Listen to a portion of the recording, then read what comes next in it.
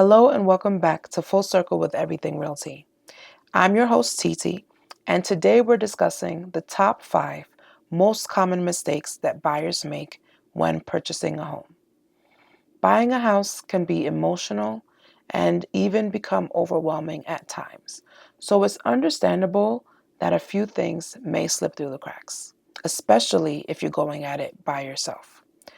Today's episode will run through these 5 mistakes to make sure that you don't have to have these problems with your purchase. So the first mistake is skipping the pre-approval. I've spoken to a lot of buyers and I'm working with a few now. And what's most common is a lot of them have researched the kind of house they want, the neighborhoods that they want to live in, and all of the specifications of the house itself. But when I ask them if they've spoken to a lender or even if they've done a budget of their own, the answer is always no. The first step that you want to take is speaking to a lender. And here's the reason why. Speaking to a lender will help you understand how much house you can afford, or even if you're able to purchase a house right now. Your credit score that you see online and all of those things, those are not the same credit scores that your lender is going to use in order to lend you money to purchase a home. Lenders have different calculations that they use in order to determine your lending capability.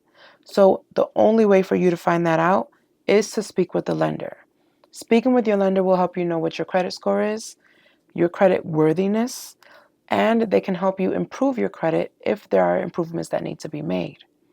They will also let you know how much house you can afford based on your current financial status, your income, the taxes that you filed in the past, and they'll even give you insight into how your payments will look every month after you've made your purchase.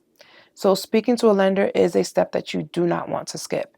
I've often found that people are very hesitant when I get to the part of we've got to get you connected to a lender before we start looking at houses. They want to jump into the home search, and it's not a good idea to just jump straight into the home search. You want to make sure that you understand what you can afford so you're not looking for houses that are out of your budget or houses that or falling in love with something that you can't have because in the end of the day, you won't be approved for it. So that's the first one, making sure you speak to a lender and getting pre-approved first. Mistake number 2 is not understanding all of the costs that are associated with purchasing and owning a home. A lot of the times, again, I have buyers who are thinking that all they need to worry about is the down payment and their mortgage. That's not true. Purchasing a home is so much more than your down payment, and owning a home is so much more than your mortgage. We can do a few episodes in the future to understand what those additional costs are, but the most important point here is speaking to a lender and a real estate agent to understand the other costs associated with home ownership. A lender is your best resource, however, for understanding the costs that are associated with purchasing and owning a home. The third mistake that I often see buyers making is thinking short term. So it is a great goal to purchase a home, but make sure that you're thinking out your goals 5 to 10 years. It's okay if that home that you're purchasing is your 5 to 10 year plan, but at least sit down and make those plans with yourself or whomever it is that you're purchasing the home with. You don't want to just focus on the home purchase and not have a plan of how you're going to move out, or maybe if you want to purchase something next, or how you're going to upgrade, or anything that has to do with the house or your future or your finances. You want to make sure that you're setting goals that are further out than just that home purchase. The fourth mistake that I often see buyers making is purchasing based on emotion and not seeing the purchase for what it is, which is a transaction.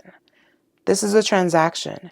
In order to get the best deal and to get the best home for yourself, you'll need to step back and step out of the emotions and look at the transaction for what it is. Oftentimes, when buyers allow their emotions to guide their buying journey, they end up with a property that they don't like, or spending more than they really should have, or not listening to the guidance that they had at their disposal.